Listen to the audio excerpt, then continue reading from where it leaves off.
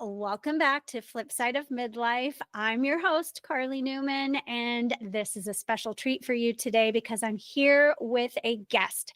Her name is Ashley Snyder. She is a somatic breathwork practitioner, and I invited her here today to join us so she can share her story and help you learn about breathwork, somatic breathwork in particular, and how it has helped her on her journey in midlife and beyond. Let me introduce Ashley. Hi, Ashley. How are you today? I'm great. Thank you so much for having me today. It is a joy to have you here. Now, I've known Ashley for a little over a year. She is part of the women's group that I host here in Phoenix, Arizona. I met her a year ago and she was in a different place than she's today. Ashley, tell me a little bit about yourself. Give me your story and how somatic breathwork came to be in your life. You are so kind, Carly, because when I came to you a year ago, I was a hot mess. Your words, not mine. yes. So a little bit about me, my background. I was born and raised in California. I have 4 grown kids. They live in California as well. I was also a surrogate, so I had twins for a couple who also lives in Northern California. I went to nursing school in Denver and lived there for about 5 years. And then I moved to Phoenix, Arizona in 2010. I came across breath work by trial and error. It took trying something, it either not working or not working the way that I desired it to. My whole career has been in nursing. I started off in the medical field as soon as I graduated from high school. And I just felt this really strong spiritual calling, and I never really knew what it was.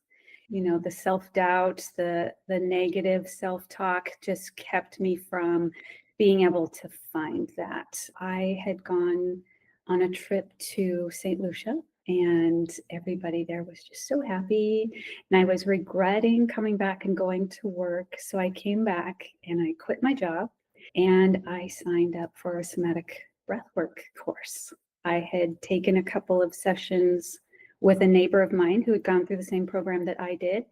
And it was so transformative for me that I was like, I have to do this. This is my calling. I want to help people specifically who have suffered trauma.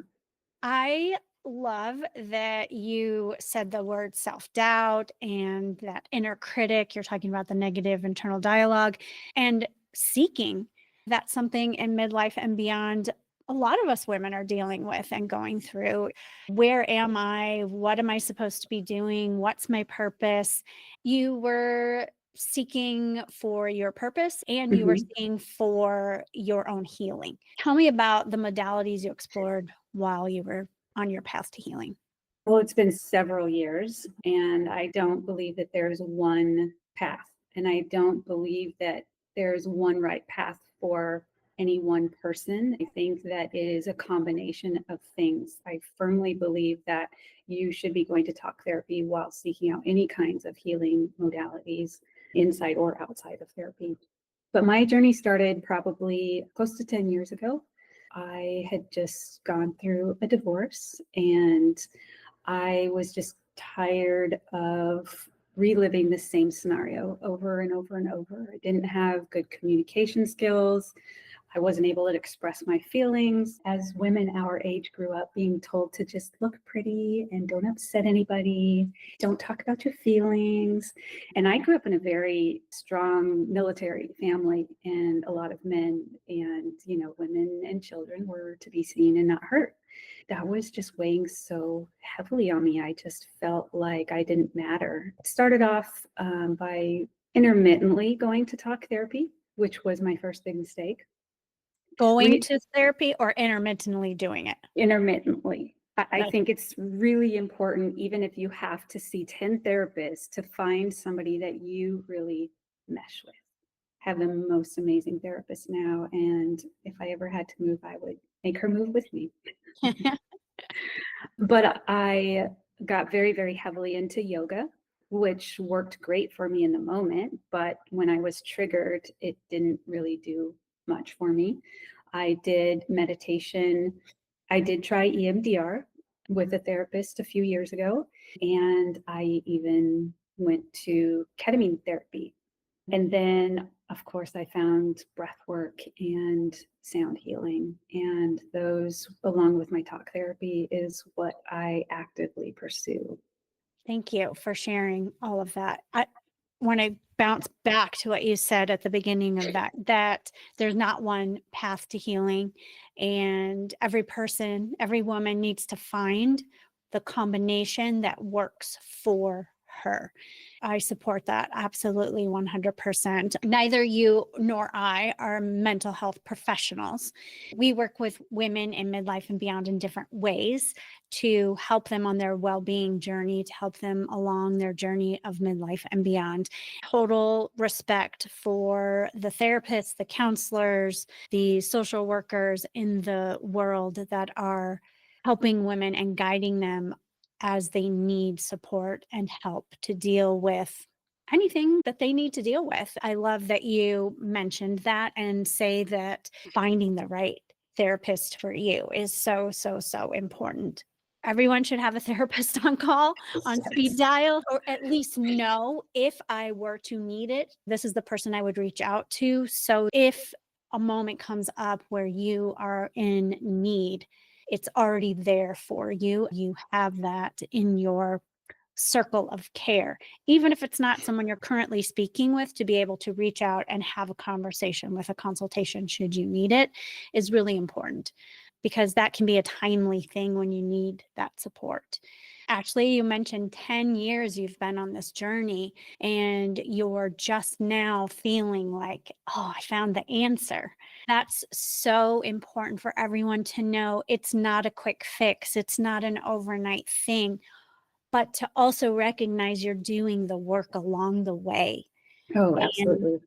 everything that you do try and do explore gives you the answer. Yes, that does work for me. Yoga, it works for me in this situation, but not this one. Or I thought this would be the answer and it wasn't. So you can move on to trying the next thing.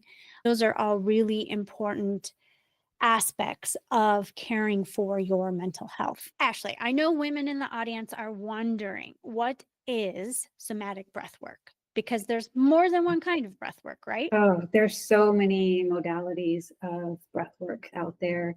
Somatic breath work in particular is a less aggressive form of holotropic breath work, if anyone has ever heard of that. Soma means body, and you breathe in a way that you activate the sympathetic and the parasympathetic nervous system. And you're stressing your body, but it's not in a way that you've been activated. You're in control. When we have suffered trauma, stress, or anything that our body has held on to, there's a disassociation between the subconscious and the body.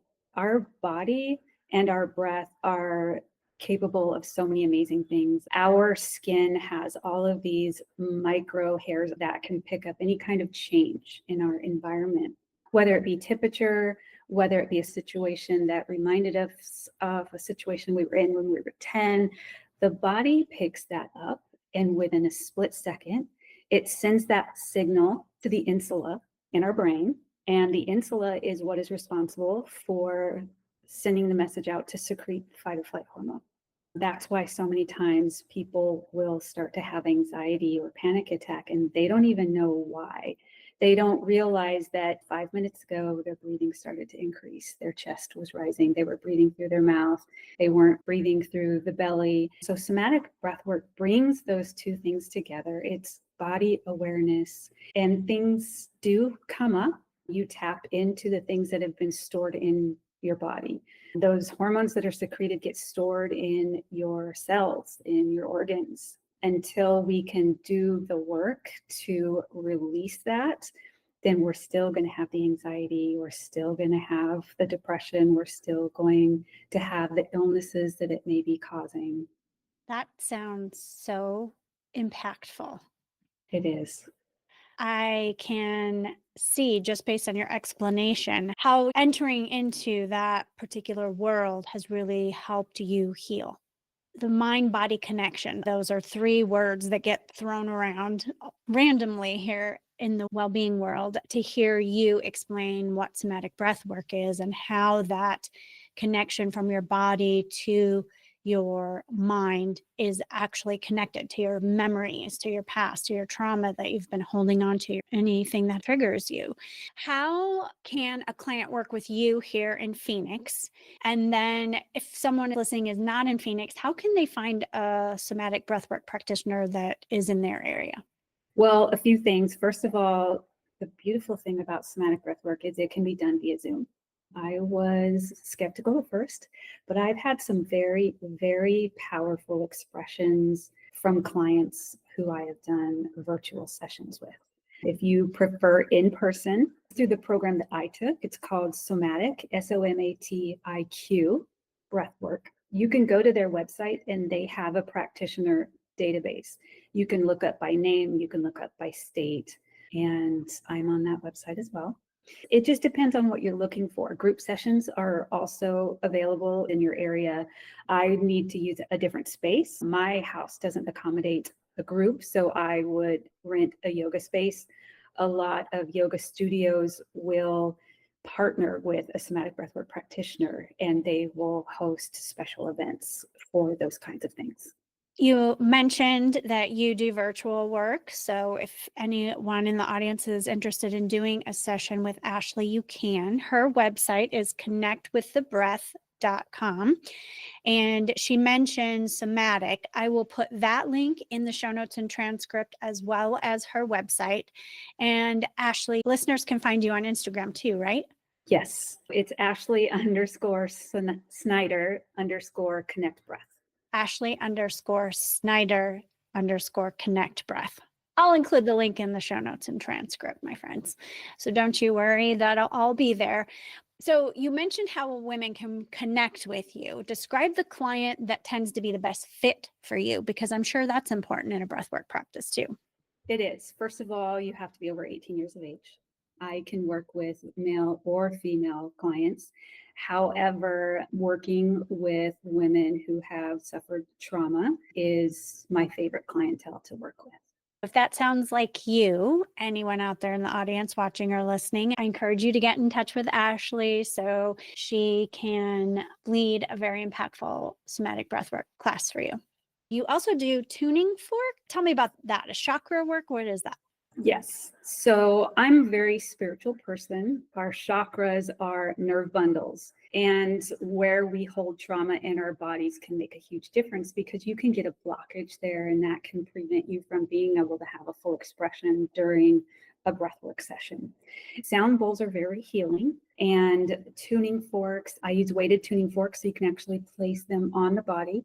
And the tuning forks are different frequencies. What they do is they will bring your frequency into alignment of where it's supposed to be and help open up those chakras. I have done a couple of sound bowl sessions in different group settings, and it does take you to another place. When you were talking about our skin and how our skin can pick up things in a social situation that we're not aware of, it's that energy. And that's what I think of as you're talking about the tuning forks, of how that would feel going through your body and in those centers. Yes. And when you start to clear those things out, you actually feel yourself vibrating at a higher frequency. It's amazing. Oh, I'm getting more and more excited to book a session with you. Okay, tell me about the things you've overcome, what you're still hoping to learn or resolve, and where you're at in your midlife experience. I think for anyone who has suffered trauma, it is a lifelong journey of healing. You will never get to a place where it's like, oh, I reached the end of the road.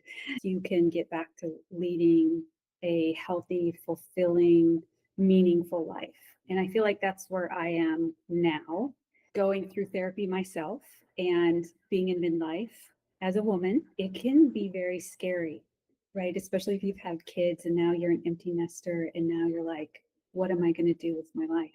And I thought that although I love being a nurse, I thought that I was going to have to be a nurse for the rest of my life, even though that's not truly what feeds my soul. And so I was able to let go of that fear. And that fear is what holds you down and holds you back. And by letting that go, I'm able to pursue my passion. Oh, that's a good one. Every single one of us has fear in our life. You hit the nail right on the head. And figuring out how to feel fearful, but not let us hold ourselves back is a huge, huge step. And midlife and beyond is a time of life where a lot of women are exploring that and making that happen and moving through that fear that just keeps us from our dreams, that keeps us from the big, beautiful things that are meant for us. I can just hear how, even in a year since I've known you, the difference that this work has made in your life and the combination of things that you're doing and having a good therapist that is there for you and the other work that you're doing in conjunction with that has really made a difference for you. I'm so appreciative for you being vulnerable and sharing that with all of our audience today. Thank you. And there's a difference, everyone has fear. You're never going to get rid of fear. It's just a matter of, is it leading you or is it controlling you? When you get scared, do you embrace it and say, okay, I'm scared, but here I go? Or is it, oh my God, I'm too scared. I could never do that. It's that self-doubt talk online. Yeah. Yeah. And really having a trust level with yourself that, yeah, it's scary, but I have the tools to try to get to the other side, to flourish on the other side of my fear. And I love what you said, let it lead you rather than control you. Fear can help you. It can be a sign that you're going into territory that is really going to pay off for you, is going to get you where you want to go. Fear can also tell you a gut feeling that this is not safe for me. Being able to decipher between those, being able to understand what your body is telling you in those moments. Which kind of fear is it? Is it one that is leading you or is it one that's holding you back? Those are really important things to know and understand about yourself. Okay, I have to say for our audience here, you are listening to part 1 of my conversation with Ashley Snyder. And if you are part of my Elevate membership, you're going to get to hear part 2 of my conversation with Ashley, where she's going to dive deeper into some more of her struggles with mental health and her journey and how it has impacted her relationships. Good, juicy stuff that you're going to want to hear. So go to the link in my show notes or transcript and check out my Elevate membership. Ashley, I have one more question here for you in part 1 of our conversation. And I always wrap my guest episodes with this question. What is your favorite thing about the flip side of midlife? You, Carly. It has given me a sense of community within women that I can relate to. Coming to your groups, making the friendships outside of those groups, and having somebody that understands what you're going through. And there's an age difference enough that, you can look to other women for wisdom and how they went through something at your age and vice versa. Thank you. I've met the most amazing women in the past year and a half with this group that I have in Phoenix. And I'm really fostering that same kind of a warm, welcoming, kind, supportive community of women in midlife and beyond in my Elevate membership too. So no matter where you are, even if you're not in Phoenix, you can feel a part of this community as well. Midlife and beyond, Ashley, what do you love about it? Well, the biggest thing obviously was letting go of the fear. And now it's about gaining new friendships, getting more involved in the community, being able to do whatever I want. Yeah. And just gaining a new sense of confidence that guides me into living the fulfilling life. You mentioned doing whatever you want and having a boost in your confidence. Those are 2 huge things in midlife and beyond. The recognition that I get to put myself first, whether you have children or not. Listeners, watchers, you get to prioritize you. And this is a beautiful time of life to start doing it if you haven't yet. It's never too late. And the confidence that Ashley talks about is actually fostered by putting yourself first, by going out and exploring and being curious and doing the things you've wanted to do and working through that fear. Thank you, Ashley, for sharing those things.